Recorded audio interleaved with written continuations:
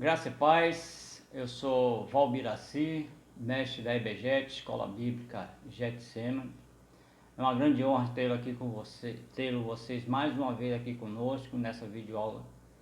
E eu quero aproveitar a oportunidade e pedir para você, coloque o dedinho aí, curta esse vídeo, faça seus comentários, compartilhe, porque assim como você está sendo alcançado, muitas pessoas também serão alcançadas. E toda vez que nós colocarmos um novo vídeo, o YouTube irá comunicar a você de um novo vídeo aqui colocado. Amém?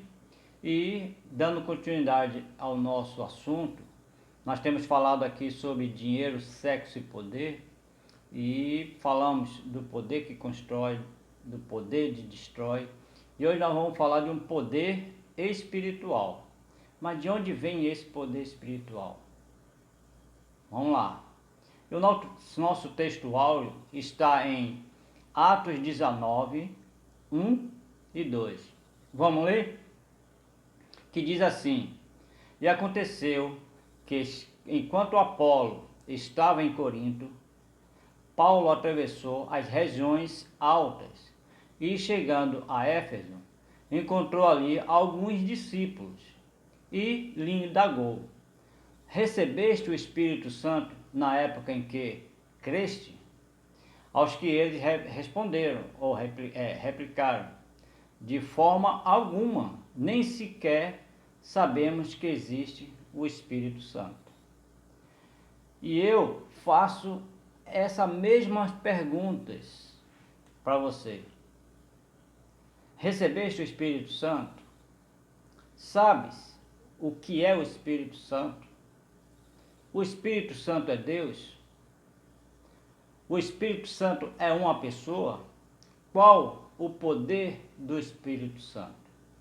Pois é, muitas perguntas poderiam fazê-las agora a respeito do Espírito Santo e possivelmente não teríamos todas as respostas para ela, assim como também não temos respostas para que você possa até nos fazer.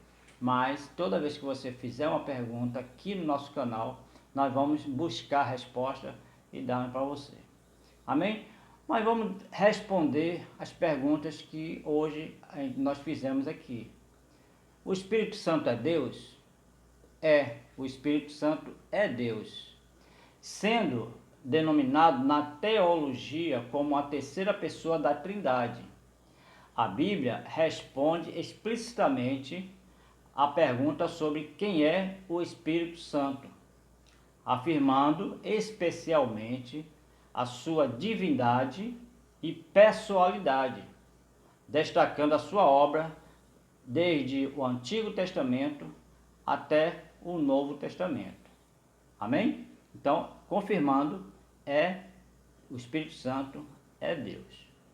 Assim, a outra resposta é: o Espírito Santo é uma pessoa, né? Dando resposta a essa pergunta.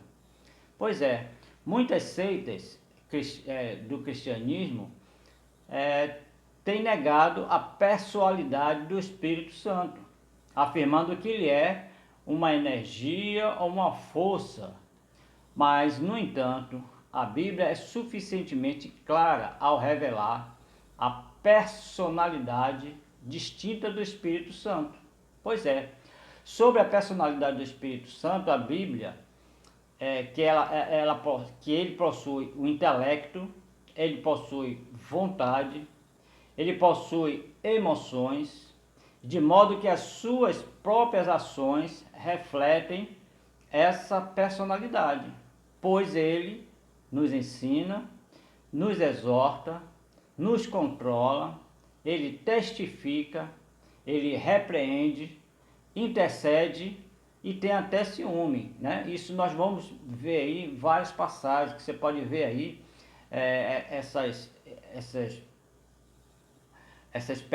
ação da personalidade em Romanos 8, 27 e 1, Coríntios 2, de 10 a 13, vai notando aí, 1 Coríntios 12, 11,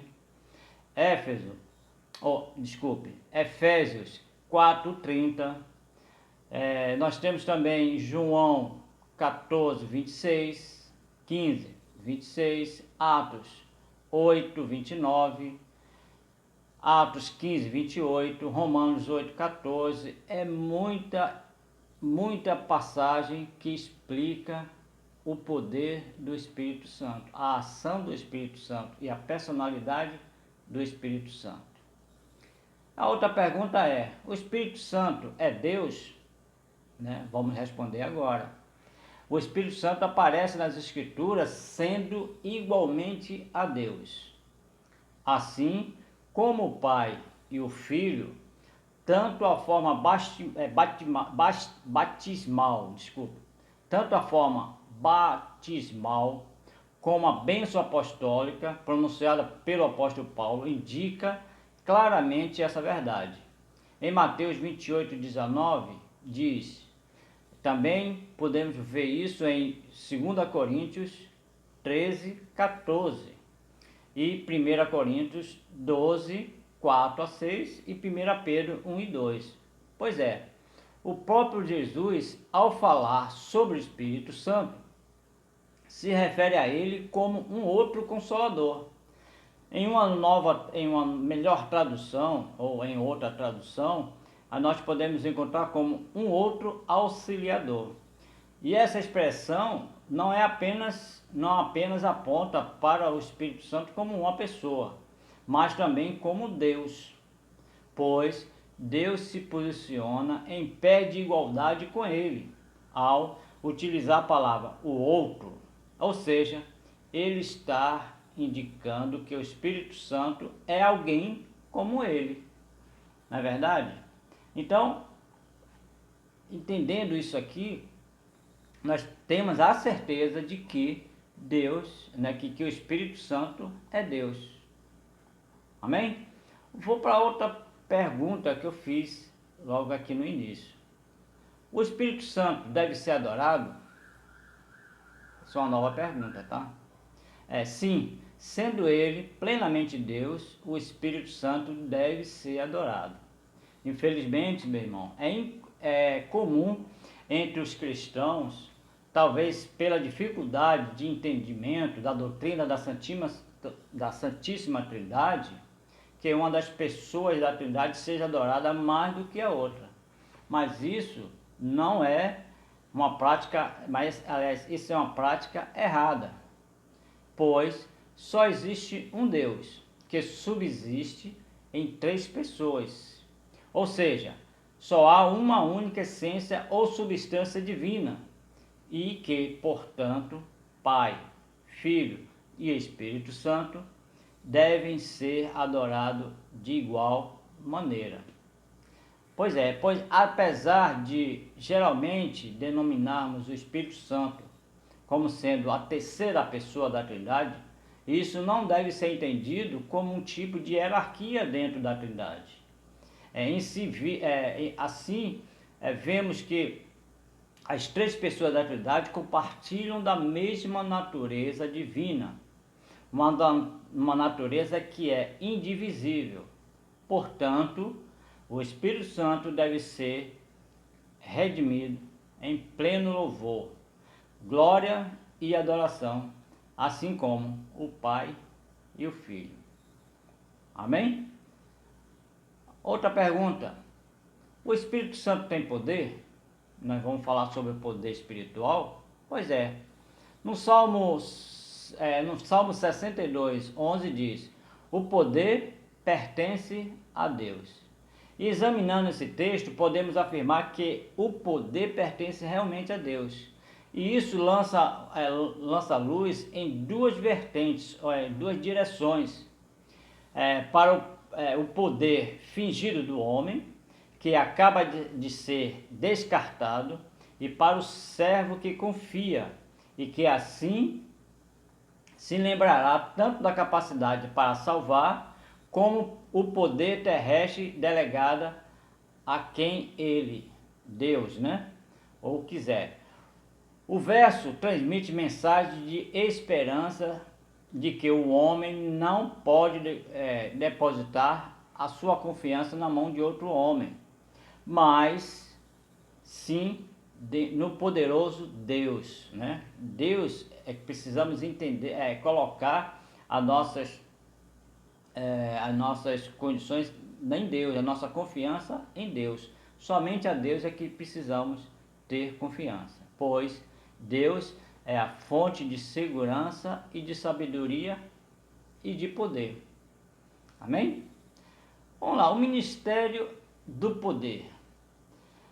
Como falamos agora em Salmo 62:11, quando Cristo foi batizado, o Espírito Santo desceu sobre ele. Isso você vai encontrar em Mateus 3:16. E também os apóstolos também foram dotados de poder do Espírito Santo, antes de assumir a responsabilidade de difundir, né, a Igreja de Cristo, de difundir as palavras que Cristo mandou, de difundir as Escrituras, a grande chamada que ele disse, ide e pregar o Evangelho, né? Então, antes deles saírem, Jesus o concebeu, né, o Espírito Santo. Assim também em João 14:16, temos a promessa feita por Jesus, de que ele teria que ir e voltar e enviar um outro Consolador, igual a ele, em essência e poder, para habitar aqueles que o crescem em seu nome. E se somente cumprirmos o sentido do nosso serviço, né, diante do poder do Espírito Santo, nós temos a certeza que nós vamos estar capacitados para levar as boas novas. O Espírito Santo não é um ser inanimado, né? Ele não é apenas uma coisa que a gente pode, um vento, uma coisa assim, não. Nós devemos compreender que ele sempre foi o Consolador, ele sempre virá conosco para agir sobre nós, para que possamos levar o Evangelho.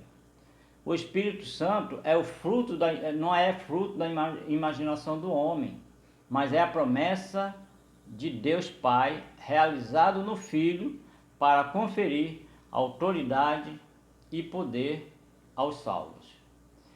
Somente por meio do poder do Espírito Santo, meu irmão, é que é possível o homem que ele tenha testemunho. É só através do Espírito Santo que possamos dar testemunho eficaz sobre Cristo. Não é verdade? Então precisamos estar, sim, com o poder do Espírito Santo para testemunhar e ser sempre eficaz. Amém? E todos que seguem Jesus são chamados para esse ministério de poder. O ministério de poder é possível por meio da ação do Espírito Santo. Ele só habita nos que creem em Jesus Cristo. Se você ainda não tomou essa decisão por Cristo, faça isso hoje. E se você já pertence a Cristo, peça a Ele, o Espírito Santo, que Ele o capacite, a fim de que você possa realmente crer e possa levar esse testemunho e levar também o Evangelho de Jesus. Amém? Vamos lá ao nosso segundo ponto, que é o poder no ministério de Jesus. A Bíblia revela infinito poder de Jesus Cristo. Podemos ver que Jesus Cristo é Criador do universo, Ele é Criador dos anjos, Ele é Criador do homem, Ele é preservador de tudo, Ele é perdoador de pecados, Ele é doador de vida e de ressurreição, doador de vida eterna. Meu irmão, Jesus fez muita coisa através do Espírito Santo. Ele era o próprio Deus, o Espírito Santo estava com ele e ele era o próprio, e o Espírito Santo agia com ele. Era uma outra pessoa? Não, era os três em um. Amém? E em seu ministério terreno, Cristo também demonstrou a sua autoridade sobre tudo e sobre todo. Nada é mais claro do que o uso contínuo que Jesus fez do poder para derrubar o reino das trevas. Jesus recebeu esse poder para destruir as trevas, as obras do inimigo. E confirmar essa sua mensagem de que o reino de Deus já chegou em nós. E que o Evangelho são prodígios em relatos do ministério de Jesus empreendeu para expulsar demônios, curar enfermos, curar e assumir um controle sobre a natureza humana e a natureza espiritual. Amém?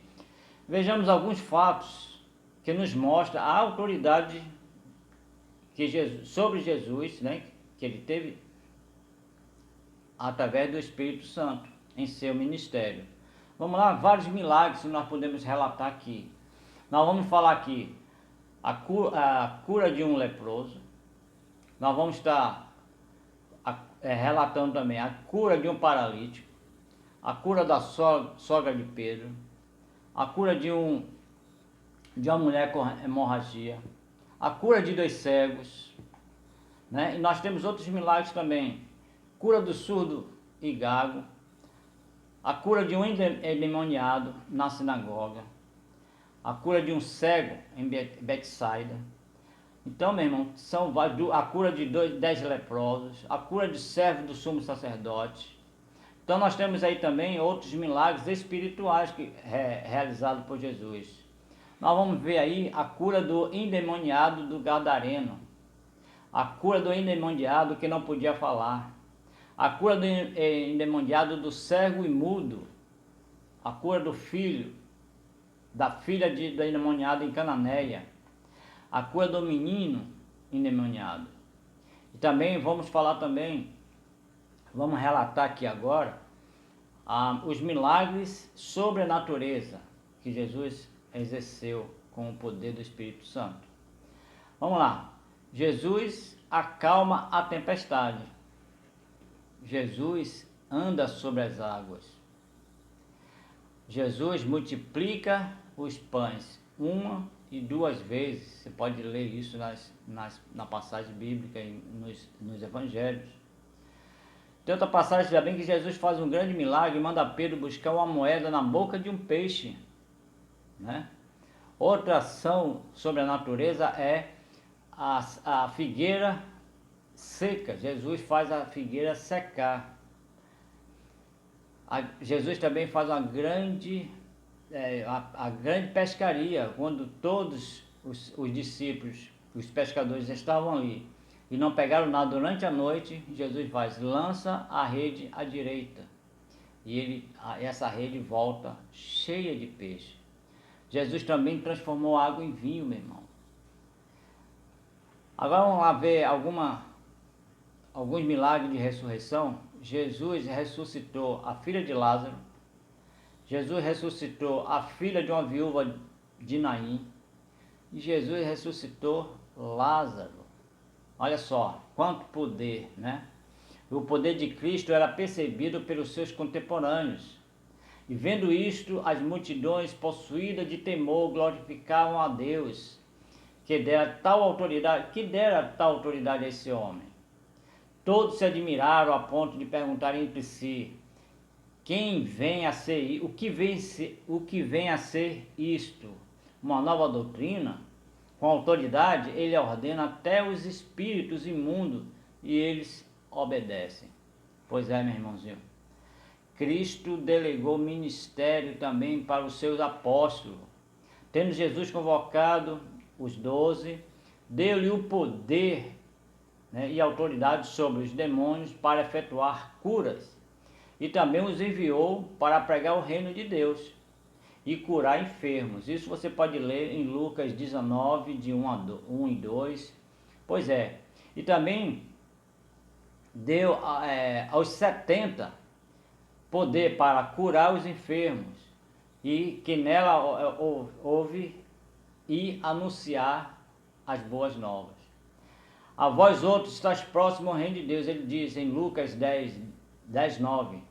E depois que todos que crerem nele em verdade vos digo, que aquele que crê em mim, fará também as obras que eu faço.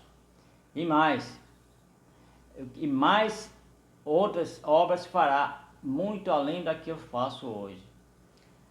E porque eu vou junto do Pai, e Ele nos dará o poder do Espírito Santo e do Consolador. Então, Jesus tem dado muito poder, meu irmão. Então, não perca essa oportunidade. Peça o poder do Espírito Santo, para você ser cheio do Espírito Santo. E todos que seguem Jesus são chamados para exercer esse poder, né? Confiando nele e sendo submisso e sendo servo de Jesus. O ministério de poder é parte integrante do povo de Deus, meu irmão. Você tem usado esse poder? Quanto tem se dedicado a essa obra de Cristo?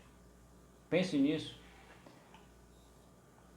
Vamos lá, nossa terceira parte é: o Evangelho é poder. Nós podemos ver aí em Atos 1:8. Antes de ele ser elevado aos céus, Jesus deixou claro que desejava ver o seu Evangelho espalhado por todo o mundo. Naquela ocasião ele disse: mas receberei poder ao descer sobre vós o Espírito Santo. Seis-me minhas testemunhas, tanto em Jerusalém, como em toda a Judéia e Samaria, e até os confins da terra. Você pode ler aí em Atos 1:8. O círculo em que o Evangelho era pregado era de dentro para fora, dentro de Jerusalém para fora. Então Jerusalém para os judeus, em Samaria para o povo misto e finalmente para os confins da terra, que eram os gentios, que nós somos gentios, e esse poder chegou até nós. Não perca essa oportunidade, meu irmão. E após a descida do Espírito Santo, os apóstolos e os discípulos começaram a pregar ousadamente em Jerusalém. Em Atos 2:14, pode ler 3:12, 4:8, 7. E também faziam milagres. Em Atos, você pode ver que depois que Jesus dá poder aos seus discípulos, eles começam a fazer milagres, né? O aleijado na porta da Formosa, que diz: levanta-te, né? Não tenho nem ouro nem prata, mas o que eu tenho eu te dou de graça. Levanta-te e anda. Isso foi poder do Espírito Santo. E também depois da morte de Estevão iniciou-se uma grande perseguição, uma terrível perseguição contra os discípulos de Jesus. Mas os discípulos continuaram a pregar com o poder do Evangelho de Cristo. E nesse momento ele já estava na Judéia e Samaria. E pouco tempo depois atingiram os gentios, né, em todos os confins da terra. Como eu já falei, chegou até nós esse poder do Espírito Santo. E também boa parte da expansão do Evangelho se deu por trabalho de Paulo. Após ser chamado por Cristo, Paulo logo começou a evangelizar os gentios. Depois foi ainda mais longe, né, pregando em Antioquia e nas regiões longínquas. Muitos se converteram pelo poder do Evangelho e a igreja cresceu. Em 2 Coríntios 8:18-23, lemos que sobre a igreja unida, enviando missionário para novos campos. Precisamos, meus irmãos, estar ungidos pelo Espírito Santo e também para que possamos levar essas boas novas para o confim da terra. Amém? O Evangelho também tem poder de continuar a agir até hoje, e não vai parar, né, até que a volta de Cristo se concretize, né, se confirme. Assim, nós, crentes, precisamos falar como o apóstolo Paulo falou. Ele diz assim: pois não me envergonho do Evangelho, porque é poder de Deus para a salvação de todo aquele que crê, visto que a justiça de Deus se revela no Evangelho, de fé em fé. Como está escrito, o justo viverá pela fé.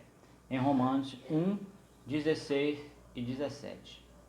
Hoje precisamos assumir uma responsabilidade, sim, que tivemos como irmão, tendo como irmão do primeiro século, né, que nas igrejas primitivas, e ter o mesmo e temos o mesmo privilégio em falar do amor de Cristo aos perdidos e contribuir a fim de enviar mais obreiros para espalharem o Evangelho de Cristo. Leia também Mateus 28, 18 e 19 e Marcos 16 e 15 e reflita sobre essa passagem. Amém?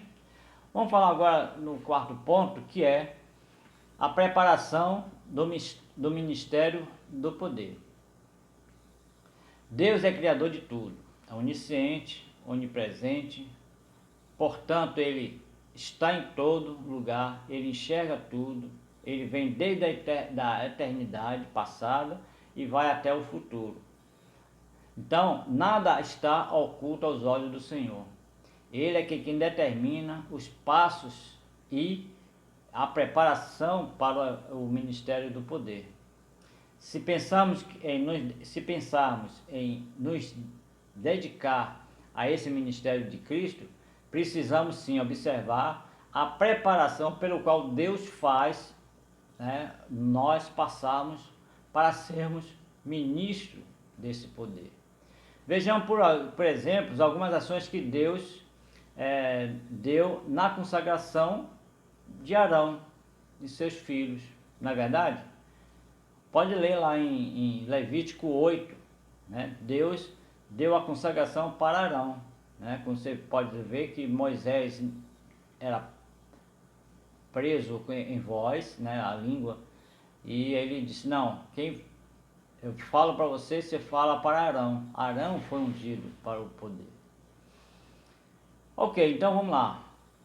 Deus é quem escolhe.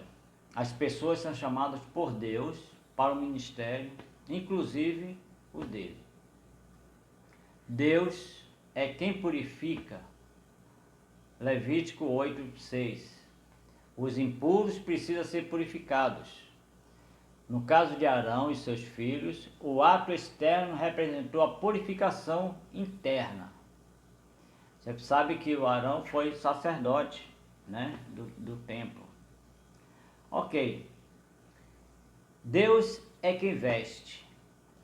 Os chamados precisam de novas vestimentas ou vestiduras, né? E somos revestidos por Cristo, né? Essa é uma nova roupagem, quando nós somos revestidos por Cristo. E na prática nós somos santificados, né? Então existe aí uma santificação, que é uma nova vestes do crente. Também Deus é quem unge. Pessoas vocacionadas precisam ter o poder de Deus. A qualidade indispensável é ser cheio do Espírito Santo, é ter a unção do Espírito Santo. E quem é que nos dá essa unção? O próprio Deus. Amém? Deus é quem consagra. O ministro é totalmente consagrado pelo amor de Deus. Ele é o instrumento exclusivo de Deus para a boa obra. Deus é quem também define o tempo de preparação. Em Levítico 8, 31 e 36, pessoas vocacionadas precisavam ter tempo para se preparar para o ministério. Muitas vezes esquecemos que toda boa obra é realizada por Deus e em nós por meio para nós, né? Em nós por meio de nós. E precisamos estar sujeitos à ação de Deus para começarmos a nos transformar, a aprender. E assim Deus age para que o ministério de poder se realize no mundo. Sujeite-se a Deus e faça parte desse ministério de poder tão grandioso que é o poder do Espírito Santo. Amém? Vamos para a nossa aplicação pessoal de hoje, que diz assim: Cristo nos chama ao ministério do poder. Ele nos dá a compaixão e a humildade para cumprirmos bem esse ministério, que toda a nação possa ouvir a palavra falada e escrita. Não poupemos lugar, não poupemos tempo, não poupemos línguas ou pena, para escrever. Antes sejamos obedientes ao Senhor Deus e desempenhemos a tarefa. É Cristo que nos chama e também nos dará esse poder. Amém? Eu quero agradecer àqueles que ficaram até aqui, nesse momento. E eu vou pedir para você, feche seus olhos, vamos estar em oração, em agradecimento por esse assunto tão maravilhoso e que possamos estar sempre dispostos a receber o Espírito Santo e agir através do Espírito Santo. Amém? Feche seus olhos, vamos orar. Senhor Deus, nosso Pai, te louvamos e te agradecemos, Senhor Deus, por mais uma palavra, por mais um ensinamento aqui ministrado, Pai.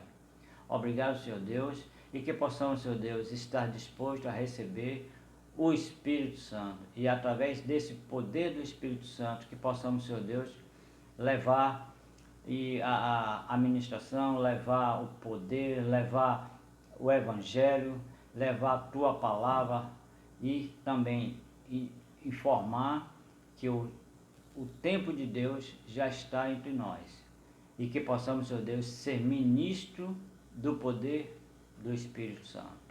Abençoa aquele que está nos ouvindo agora, dá a unção, sabedoria e entendimento para a Tua palavra. Em nome do Senhor Jesus é que te pedimos e te agradecemos. Amém, amém. Shalom, até a próxima aula. Fica com Deus.